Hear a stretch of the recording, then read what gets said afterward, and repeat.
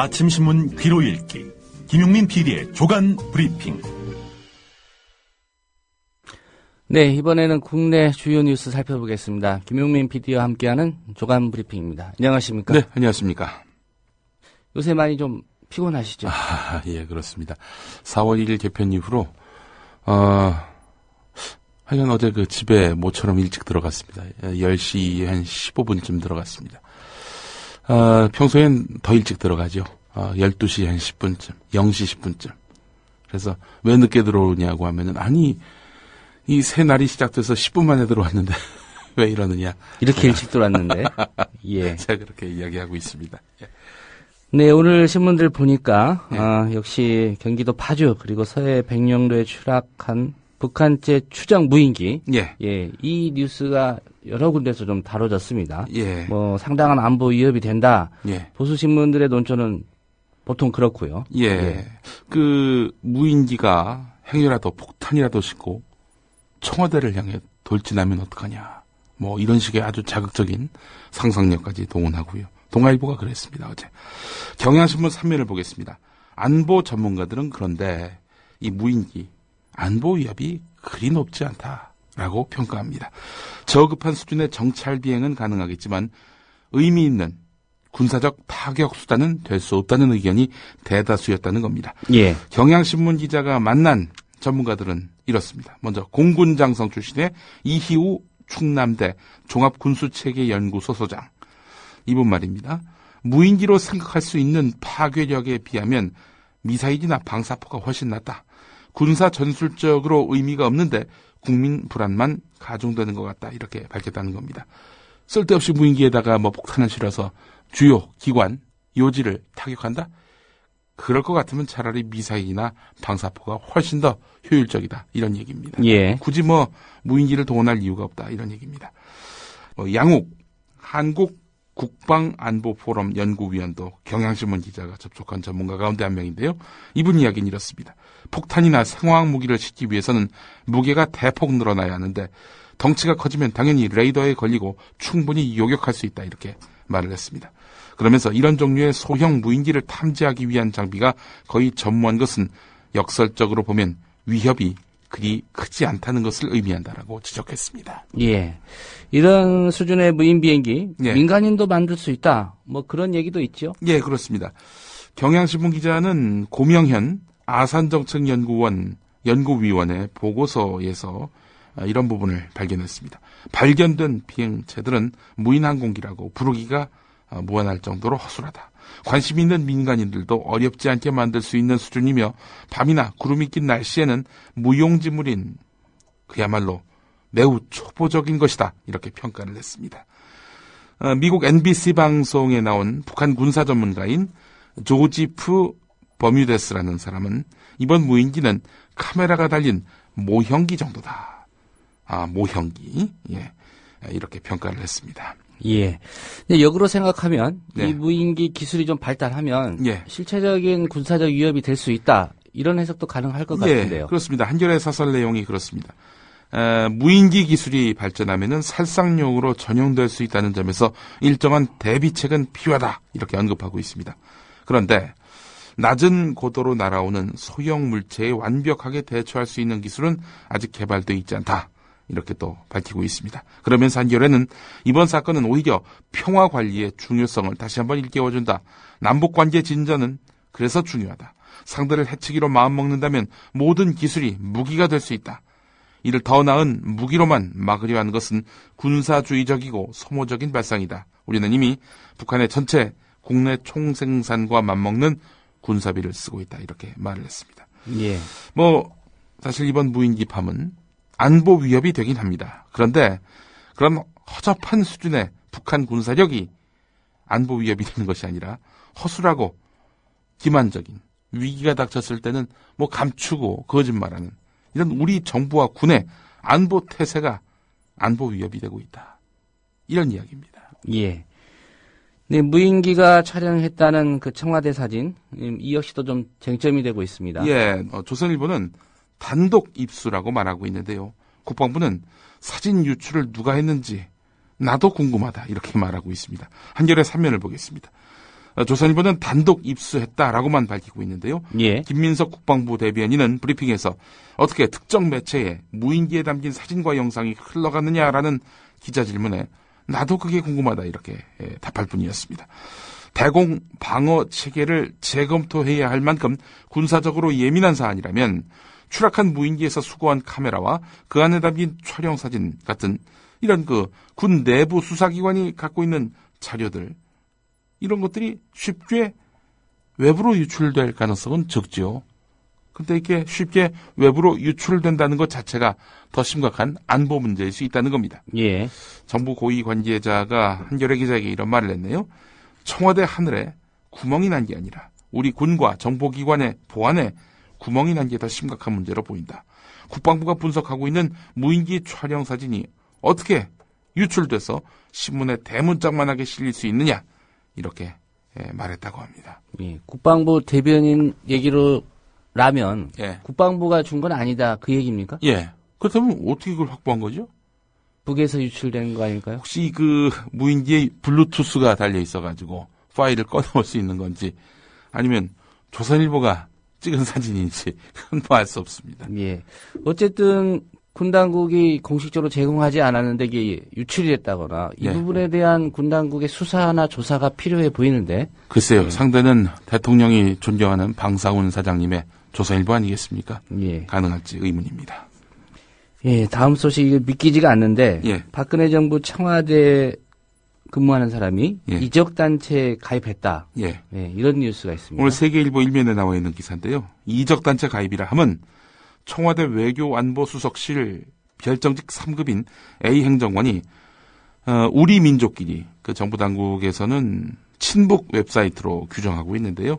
우리 민족끼리에 가입한 혐의로 이 사람 이적단체에 가입했다라고 보고 있습니다. 또 국가보안법 위반이 적발됐다고 하는데요. 구체적으로 어떻게 법을 위반했는지 그 내역은 확인되지 않았다고 세계일보는 덧붙이고 있습니다. 일단 이게 놀랍긴 합니다. 자, 그런데 기사의 핵심은 이겁니다. 청와대 비서실 직원 5명이 비위, 위법 행위로 징계받은 사실이 추가로 확인됐고 지난해 청와대에서 퇴출된 비서실 직원이 확인된 사례만 10명이어서 박근혜 정부의 도덕성에 큰 흠집을 남기게 됐다는 점입니다. 예. 뭐 다른 일도 많은데 이 정도 가지고 박근혜 정부의 도덕성에 큰 흠집이 남겠습니까? 이건 제가 이야기한 게 아니라 세계일보가 예. 이렇게 기사를 쓴 저도 겁니다. 세계일보에 물어본 겁니다. 예. 네, 구체적인 사례들이 있을 것 같은데 어떻습니까? 근데 좀 이게 우리 국민들 보기에는 민감하게 다가올 수도 있을 것 같습니다. 그래서 세계일보가 박근혜 정부의 도덕성에 큰 흠집을 남기게 됐다. 뭐 이렇게 표현한 것이 과연 타당한지 지금부터 소개해드리는 사례를 통해서 판단해 보시죠. 민정수석실 한 행정관이요. 국가정보원 근무 시절에 정치에 관여했다는 의혹이 제기돼서 청와대에 있다가 국정원으로 원직 복귀했다는 겁니다. 지난해 5월이었는데요. 국정원의 대통령 선거 개입 의혹과 관련해서 검찰이 국정원 압수수색을 하는 등 수사가 한창이었습니다. 아마 국정원 대선 개입 사건에 유관한 인물로 꼽혀가지고 돌아간 것 같은데요. 뭐 예. 사실 이 사안으로 보면은 매우 중요한 문제죠. 그런 기준이라면 원직 복귀해야 될 사람이 뭐 한두 명입니까? 그래서 말입니다. 예. 자, 이거는 좀 다르고요. 홍보수석실 4급 행정관의 경우를 보겠습니다. 한국케이블TV 방송협회 회장의 방송통신위원회 출신의 특정 인사가 선출되도록 할 목적으로 SO라고 하죠. 지역 케이블 TV 사업자에게 일일이 청탁을 넣었다가 민정수석실 감찰팀에 적발됐다고 합니다. 게다가 이 홍보수석실 4급 행정관 같은 경우 이 업자들 아닙니까? 예. 업자들에게서 수시로 식사와 술도 대접받았다고 합니다. 근데 이 4급 행정관이 여성분이었다고 하는군요. 여성분이 뭐 식사는 그렇다 치더라도 술까지 대접받았다. 이게 참 그렇게 흔한 일 같지는 않아 보입니다. 예. 어떤 술집에 갔는지도 좀 궁금해집니다. 네. 뭐 소주 먹거나 그러진 않았을 거 아닙니까? 아무래도. 또 비서실장 직속의 총무비서관실 8급 직원. 이 양반 재밌어요. 여성이었는데요. 작년 초부터 한 남성과 교제하면서 과도한 선물과 매달 생활비를 받은 사실이 적발돼서 청와대에서 밀려났다고 합니다. 경찰 출신인데 경찰로 돌아갔다고 합니다. 예. 최저 4천만 원대부터 시작하는 독일 브랜드의 승용차, 1,000만 원 상당의 목걸이, 지갑을 선물 받은 것으로 알려졌다는 겁니다. 한 청와대 관계자가 한 말입니다. 예전 같으면 도저히 올 수 없는 자질미달인 사람들이 지연, 학연 등을 고리로 해서 청와대로 밀려 들어왔다. 이렇게 지적했습니다. 예, 자질미달인 사람들이 과연 이 비서들 뿐이겠습니까? 예. 자, 다음 소식 보겠습니다. 지방선거의 새 이슈가 부상할 움직임이라는 한겨레 일면 기사가 눈길을 끕니다. 새정치민주연합이 생활임금을 민생 1호 공약으로 삼아서 전국 지방선거 후보자의 공통공약으로 내놓겠다고 밝혔습니다. 생활임금. 이 말을 주목하시기 바라겠습니다. 예, 어떤 의미입니까? 생활임금 공약. 2010년 지방선거 때 복지 논쟁을 불러온 무상급식 공약처럼 선거판을 달굴 수 있을지 관심이 쏠리고 있는데요. 생활임금이라 하면 가족 부양, 또 교육, 문화생활 같은 최소한의 인간다운 삶을 유지할 수 있을 정도의 임금 수준을 뜻하는 겁니다. 예. 최저선의 생계비인 최저임금을 뛰어넘는 그런 개념인데요. 노동자의 생계를 실질적으로 보장하려는 정책적 대안인 이 제도, 1994년 미국 볼티모어시에서 이 조례가 제정되면서 시작이 됐는데요. 이런 겁니다. 거주, 또 식사, 옷, 의식주는 아주 기본 아니겠습니까? 예. 이것만으로 살 수는 없는 거 아니겠습니까, 인간. 뭐 문화, 예술도 좀 향유할 수 있고요. 또 가족 부양 문제, 또 교육 문제까지도 해결을 해야 될 텐데, 이 사회에서 사는 사람으로서 누릴 수 있는 그런 권리들을 최소한 보장해 주는 것이 바로 생활임금이란 겁니다. 예. 언뜻 생각해보니까 기업들은 당연히 반대할 것 같고요. 예, 그렇습니다. 예. 노동자들이 어떻게 반응할지가 이제 궁금합니다. 경기도에서 그렇지 않아도 새정치연합 쪽 도의원들이 생활임금 조례안을 발의했는데 김문수 도지사, 새누리당 소속이죠. 또 새누리당 의원들이 재정 부족을 이유로 해서 반대해서 무산되는 등 지역에 따라서 여야가 시각 차이를 보이고 있는 그런 사안이기도 합니다. 돈이 없다는 새누리당, 돈 걱정하면서 22조 4대강 갖다 다 뿌리고 말이죠. 자, 새정치민주연합의 김영배 서울 성북구청장은 어제 서울시청에서 기자회견을 열어서 생활임금 대상을 지방자치단체와 공공계약을 맺는 민간기업 소속 노동자까지 확대하는 내용을 뼈대로 하는 생활임금 조례안 제정을 발표했습니다. 또 예. 새정치연합 소속의 노원구청장, 김성환 구청장인데요. 지난해 1월 전국에서 처음으로 지자체가 직접 고용한 청소, 경비, 주차 노동자를 대상으로 해서 생활임금 제도를 시행한 바 있습니다. 예, 지방선거 앞두고 이제 주요 이슈가 될 것 같은데요. 예, 추이를 지켜봐야 될 것 같습니다. 예. 5.18 기념일에 방아타령 연주하려다가 반발을 산 정부. 근데 이번에는 제주 4.3 사건 위령제 때 네. 나는 행복한 사람 이렇게 시작하는 노래를 불렀다고요? 한겨레 오면에 이 기사가 있습니다.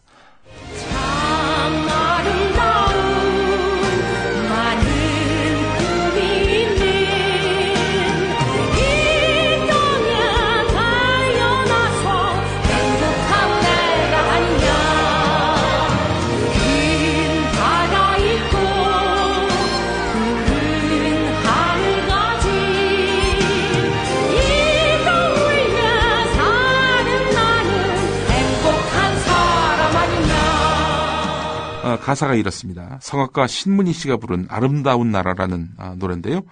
참 아름다운 많은 꿈이 있는 이 땅에 태어나서 행복한 내가 아니냐. 큰 바다가 있고 푸른 하늘을 가진 이 땅 위에 사는 나는 행복한 사람이 아니냐. 이 노래가 말이죠. 가사 내용으로 보나, 한국적인 멜로디로 보나, 사랑을 받을 만합니다. 하지만 이 노래는 아무 때나 부를 수 있는 게 아닙니다. 국가 권력에 의해서 억울하게 죽은 희생자들을 위로하는 장소에서 이런 노래 부르면 안 되죠. 국가 행사로 격상돼서 거행된 66돌 4.3 희생자 추념식에서 난데없이 아름다운 나라.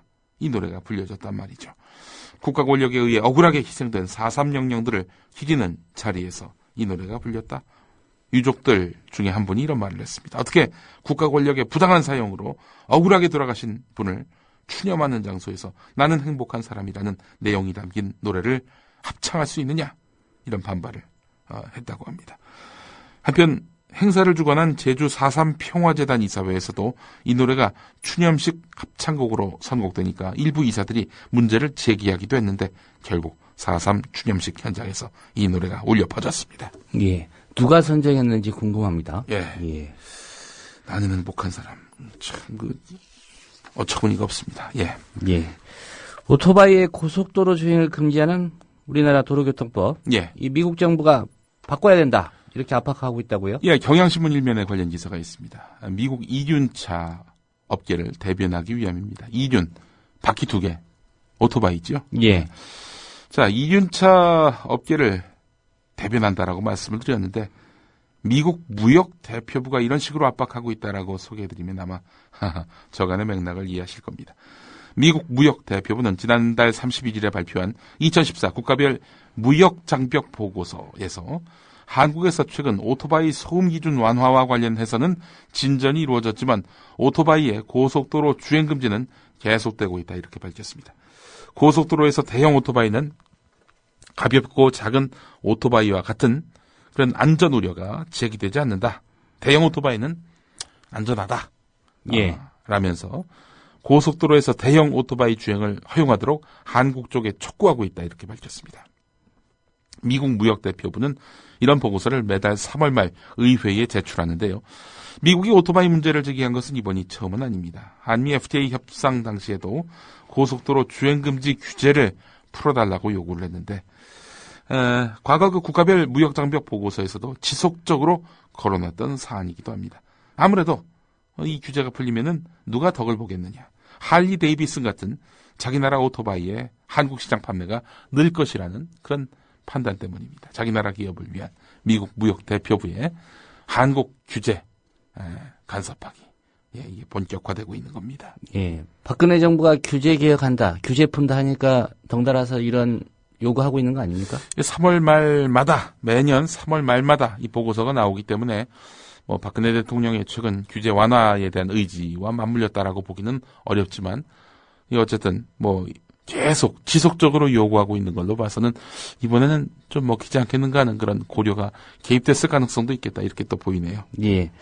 이 오토바이 즐겨 타시는 분들도 같은 주장하고 있는 걸로 알고 있습니다. 예, 그렇습니다. 예. 이륜차 관련한 동호회에서는 빨리 고속도로 오토바이 주행 못하게 하는 이런 규제 없애라 이런 목소리를 내고 있습니다. 결정권은 경찰청이 갖고 있습니까? 일단 경찰청 입장은 그렇습니다. 이륜차는 보험에 모두 가입돼 있지 않고 정기 검사도 받지 않는 데다 살짝만 부딪혀도 큰 사고로 이어질 가능성이 크다 하면서 고속도로 주행을 반대하고 있습니다. 자, 그래서 일단 법규가 개정될지 안 될지 이게 또 주목이 되는데요. 논란은 있습니다. 여기가 미국 무역대표부가 주장하고 있는 대로, 압박하는 대로 이륜차의 고속도로 주행, 이걸 막는 규제 없애야 한다는 쪽에 같은 입장인 분들이 적지 않은데요. 어쨌든 그렇다 하더라도 미국 정부의 압박으로 포장돼서 이런 요구가 들어올 때는 좀 거부감이 들긴 하네요. 예. 4대강 사업에 이어서 경인누나 사업 때도 입찰 담합이 있었다. 네. 이런 보도가 있죠? 네, 그렇습니다. 서울신문이 일면에서 다뤘습니다. 빅6로 불리는 6개 대형 건설사, 구체적으로 소개하겠습니다. 대우건설, SK건설, 대림산업, 현대건설, 삼성물산, GS건설, 이 6개 대형 건설사가 경인누나 사업에서 공사를 나눠먹기 한 사실이 드러났습니다. 4대강 사업, 지하철 공사 같은 이런 중앙정부나 지자체가 발주하는 대형 공사마다 담합이 끊이지 않고 있는 것이죠. 세금으로 건설사들의 돈잔치를 열어두는 셈입니다. 2009년 1월에 빅6의 임원들이 한국수자원공사가 발주한 경인누나 사업 시설공사 입찰을 앞두고 서울 강남구 역삼동의 한 중국 음식점에 모여서 6개 공구별로 입찰 참가사를 미리 나눴다는 겁니다. 자, 그렇다면은 이런 거 아닙니까? 한마디로 얘기해서 공구별로 이제 입찰을 했는데 그러면 여러 업체들이 한꺼번에 들어와서 경쟁을 해가지고 가장 적정한 가격에 우선 협상 대상자를 선정하지 않겠습니까? 예. 공사 시행 측에서.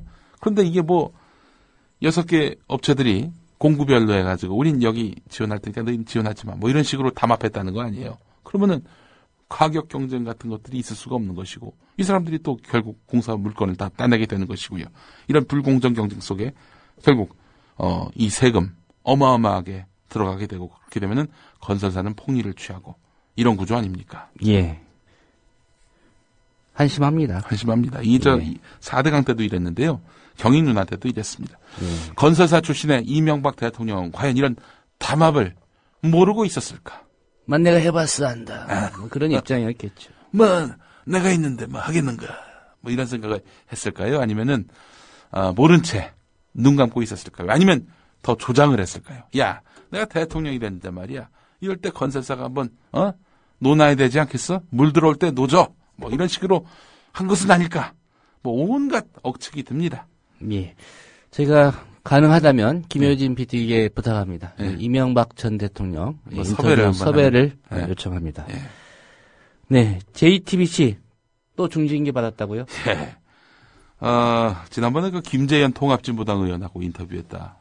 뭐 그게 그 구실이 돼가지고 중징계를 받지 않았습니까? 또 얼마 예. 전에 CBS 라디오는 박창진 신부하고 인터뷰했다고 해서 또 중징계를 받았습니다. 김현정의 뉴스쇼였죠? 그렇습니다. 예. JTBC는 유우성 씨하고 인터뷰했다고 해서 중징계를 받게 됐습니다. 국가정보원의 증거 조작 사실이 드러난 공무원 간첩 사건을 보도한 JTBC에 대해서 중징계가 내려졌다. 오늘 경향신문 11면 한겨레 2면에 관련 기사가 있습니다. 재판이 진행 중인 사건의 피의자를 출연시켜서 방송 심의 규정을 어겼다는 이유에서인데요. 자, 참 어처구니가 없는 거 아니겠습니까? 재판이 진행 중인 사건의 피의자를 출연시켰다는 이유만으로 지금 사실상 국정원의 증거 조작은 사실로 드러난 거 아니겠습니까? 예. 이와 관련해서 또 본인의 입장을 들을 만도 하고요. 이슈의 당사자를 불러가지고 그 이슈의 당사자에게 궁금한 걸 물어보는 거 언론이 해야 될 일입니다. 그런데 이게 인터뷰를 누가 구했느냐를 갖고 방송 심의당국이 일일이 규제하고 징계까지 내린다. 이거는 편성권 침해죠. 그렇지 않습니까? 자, 이 방송통신심의위원회는요. 누가 나오더라도 그 사람이 말한 것이 사실에 부합하느냐 혹은 방송을 이용해가지고 자신의 정략적인 목적을 이렇게 달성하기 위해서 방송을 오용했느냐, 방송사는 오용당했느냐, 이런 것들을 갖고 심의해야 될 사안인데 말이죠. 대표적으로 정미용 씨가 나와가지고 박원순 서울시장을 비롯한 주요 인사들을 종북으로 규정한 일이 있었거든요. 예. TV조선 나가서 그랬는데요. 그때는 행정제재인 의견 제시를 결정하는 식으로 해서 솜방망이 처분을 내렸습니다. 이런 저간의 흐름을 보게 되면은 자기 편인 사람들에 대해서는 솜방망이, 남의 편이라고 생각되는 사람들은 뭐 큰 문제가 안 돼도 중징계, 이런 식으로 나간단 말이죠. 이런 어처구니 없는 방송통신심의위원회, 이런 당국에 규제를 받느니 차라리 법 외 방송으로 남아서 할 목소리를 해야 되겠다. 심의와 규제, 또 이런 비판은, 검증은 우리 조합원과 시청자에게 받겠다라는 취지에서 시작한 것이 바로 국민TV 아니겠습니까? 예. 이 방송통신심의위원회가 실로 어처구니 없이 타락했습니다. 예. 언론 시민단체의 입장 표명이 있었을 것 같은데 어떤 입장입니까? 예, 그렇습니다. 강성남 언론노조위원장이 한 말인데요. 재판 중인 사건에 대한 보도를 자제하라는 조항은 피의자의 인권과 반론권을 위한 성격임에도 불구하고 메카시즘적 사고를 한 여당 추천위원들이 아전인수격으로 해석하고 있다. 공공의 이익을 해치는 방송통신심의위원회는 스스로 존재 이유를 무너뜨리고 있다. 이렇게 말을 했습니다. 방송통신심의위원회 규제 대상은 아니었습니다만은 제가 2011년 10월, 11월에 그 KBS에 출연을 하고 있었는데요. 예. 그 당시 이제 낙검수를 할 때였는데 나경원 의원과 관련해서 이제 중구청의 사무관들 중에 호남 출신들이 집중적으로 표적이 돼가지고 이렇게 다른 구청으로 전출되는 그런 일들을 낙검수에서 소개한 바 있었거든요. 그걸로 인해서 이제 고소를 당했습니다. 나경원 씨로부터요. 고소당했다는 이유만으로 KBS에서 방송 그만하라. 그런 얘기를 제가 들었었습니다. 예. 아니 무슨 저기 유죄 판결을 받은 것도 아니고요. 기소가 된 것도 아니고 그냥 고소당했다는 이유만으로. 갑자기 그때 이제 생각이 났습니다. 예. 지방선거와 관련된 흥미로운 기사입니다. 예. 지방선거. 인천에서 이기면 전국에서 승리한다더라. 예. 이런 분석이 있다고요? 경향신문 10면 기사입니다. 인천에서 이기면 전국에서 이긴다. 지난 대선만 보더라도 그렇습니다. 그 유명한 51.6%를 박근혜 후보가 얻었고요. 문재인 후보는 정확하게 48.0%였죠. 인천에서의 득표율이 어땠냐? 박근혜 51.6, 문재인 48.0. 아이고, 정확합니다. 전국 득표율과 거짓말처럼 똑같았는데요. 3회 지방선거부터 쭉 인천에서의 결과가 전국 결과로 이렇게 나타났다는 겁니다. 예. 3회 2002년, 4회 2006년 두 번 다 한나라당 안상수 후보가 당선자였죠. 그러다가 2010년에 5회 선거 때는 민주당이 이겼습니다. 전국에서. 그때 인천은 민주당 소속 송영길 후보가 시장이 됐었어요. 예. 이렇게 인천이 전국 선거의 일종의 풍향계, 예. 바로미터가 되는 이유 뭡니까? 전문가들은 인구 구성비를 꼽고 있습니다. 인천의 출신 지역별 비중을 보면은 충청이 33에서 35%로 많고요. 그 다음 호남 27에서 28%, 영남 15% 안팎이었습니다. 충청권 출신이 다수인 이유는 60에서 70년대 충남 해안 지역에서 일자리를 구하려고 배를 타고 인천으로 올라오는 인구가 많았기 때문이라고 하는데요. 거대 정당이 영호남을 장악한 정치 구조에서 캐스팅 보트를 쥔 충청권 출신들이 많이 살다 보니까 인천의 민심이 전국 흐름에 민감하게 반응하고 있다는 겁니다. 지난 대선에서는 박근혜 후보가 충청권에서 선전을 했습니다. 왜냐? 어머니 유경수 여사가 옥천이죠? 예, 충북 옥천 출신이어서 예. 그런 면도 있었는데요. 자, 이번 결과 인천 결과가 특히 주목되는군요. 예. 오늘 소식 잘 들었습니다. 예. 김용민 PD였습니다. 최동욱 찍어내기 통합진보당 내쫓기. 황교안 법무부 장관이 해온 일입니다. 그런 황교안 장관을 야당 의원들이 뜻밖에도 칭송합니다. 대표적으로 판사 출신 서기우 정의당 의원입니다. 결정적으로 국가보안법의 권위자라고 알려져 있는 우리 황교안 법무부 장관. 국가보안법이라는 해설서의 저자 황교안 장관. 그의 책에는 무슨 내용이 담겼을까요? 서기호 의원의 말을 더 들어봅니다. 우리 황교안 법무부 장관께서 직접 조술하신 이 국가보안법 책에도 그렇게 나옵니다.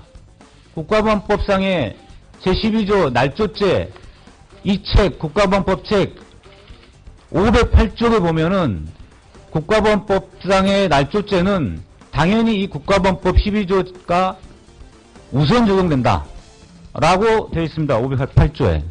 이 사건은 당연히 국가보안법 12조 날조죄가 적용돼야 됩니다. 황교안 저 국가보안법.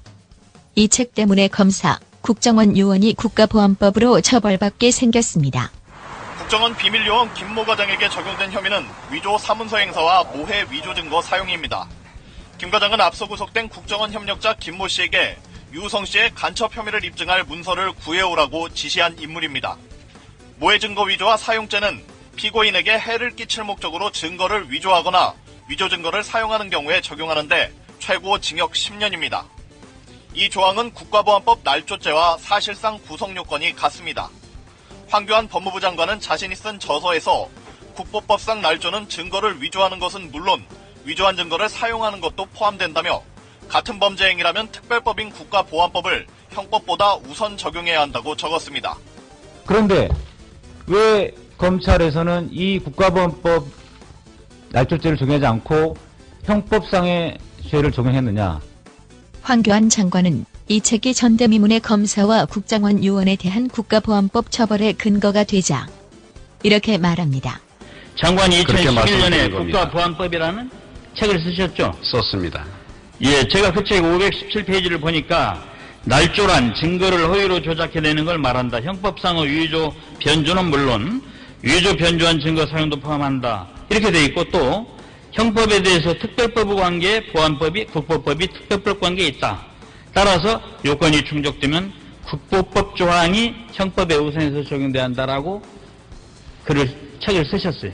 네, 다 맞는 말씀입니다. 그런데 그 책에 지금 나와 있는 내용들은 일반적인 법리에 관한 해설입니다. 그리고 법을 적용함에 있어서는 증거관계에 의해서 확정된 사실을 토대로 해서 법을 적용하는 것이기 때문에 그 부분은 검찰에서 판단을 충분히 했으리라고 지금 생각합니다. 공문서 위조한 것이 여기에 해당이 되는데 왜 유독 국정원 처벌하는 데만 책대로 안 합니까? 같은 법의 해석이 일반 국민한테는 적용할 때하고 국정원한테 적용할 때가 다르게 돼서 되겠습니까? 일반인과 국정원에 대해서 법을 달리 적용하고 있지 않습니다.